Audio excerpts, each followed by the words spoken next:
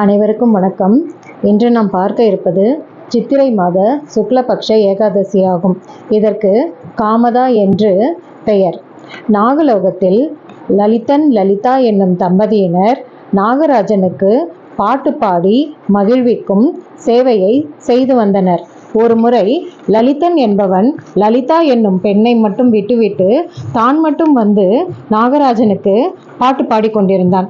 அப்பொழுது அவளின் நினைவு வந்ததால் அந்த ராகத்தில் தவறி அபஸ்வரமானது.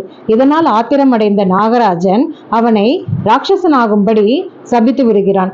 இதை கேள்வியுற்ற லலிதை என்பவள் மிகவும் மனம் வேதனையுற்று முனிவர்களிடம் வேண்டுகிறாள், என்னுடைய கணவனுக்கு சாப விமோச்சனம் அருளுங்கள் என்று.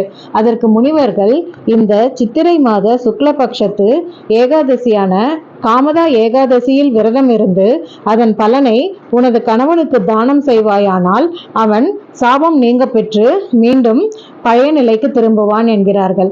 எனவே இந்த லலிதை என்பவள் அந்த காமதா ஏகாதசியில் உபவாசம் இருந்து அதன் பலனை தன்னுடைய கணவனுக்கு தானம் செய்தாள். அதனால் அவனுடைய சாபமும் நீங்கி அவன் மீண்டும் பழைய நிலைமைக்கு வந்து மீண்டும் பாட்டு பாடும் கைங்கரியம் செய்து மகிழ்ச்சியாக வாழ்ந்து வந்தனர். இந்த காமதா என்றால் வேண்டிய வரம் தரும் என்பது பொருளாகும். ஒவ்வொருவருக்கும் அவரவருடைய வேண்டுதல்கள் வேறுபடும்.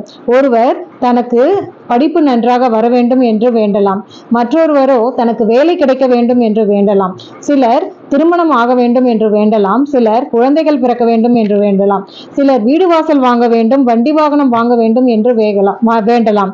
எனவே ஒவ்வொருவருக்கும் அவரவருடைய விருப்பம் நிறைவேறும் என்பது இந்த காமதா ஏகாதசியின் பொருளாகும். வேண்டியதை தரும் காமதா என்பது பொருளாகும். இந்த உலகியல் ஆசைகள் மட்டும்தான் நிறைவேறுமா என்றால் அப்படி இல்லை. இந்த உலகியலுக்கெல்லாம் அப்பாற்பட்டு அந்த இறைவனின் திருவடியை அடைய வேண்டும் என்று விரும்புபவர்களுக்கும் அவர்களுடைய விருப்பம் நிறைவேறும். எப்படி என்றால் அவர்களுக்கு தகுந்த ஒரு குருவை இறைவனே அவரிடம் சேர்த்து வைப்பார். எப்படி சீதையானவள் கடல் கடந்து இலங்கையில் அசோகவனத்தில் தவித்துக் கொண்டிருக்கும் போது இத்தனை தடைகளையும் மீறி அவளிடம் அனுமன் என்னும் ஒரு குருவை ராமர் அனுப்புகிறாரோ, அதுபோல நமக்கு ஏற்ற ஒரு குருவை பகவானே தேர்ந்தெடுத்து நம்மிடம் சேர்த்து வைப்பார். அந்த குருவினுடைய அருளால் நாம் திருவருளை அடைந்து திருவனுடைய அருளால் பெருமாளை அடையலாம். எனவே காமதா ஏகாதசியில் விரதம் இருந்து நாம் விரும்பும் பல நற்பலன்களை இம்மையிலும் மறுமையிலும் அடைய வேண்டும். இந்த நன்னாளில் ஊன் உறக்கமின்றி பகவத் ஸ்மரணையுடன் நாம ஜபம் செய்து பகவானினுடைய நாமங்களை ஜபித்து சகஸ்ர நாமங்கள் வேறு ஸ்தோத்திரங்கள் எல்லாம் பாடி விஷ்ணு ஆலயங்கள் சென்று வழிபட்டு மிக பல நல்ல பலன்களை அடைய வேண்டுமாய் கேட்டுக்கொள்கிறேன். ஜெய் ஸ்ரீராம்.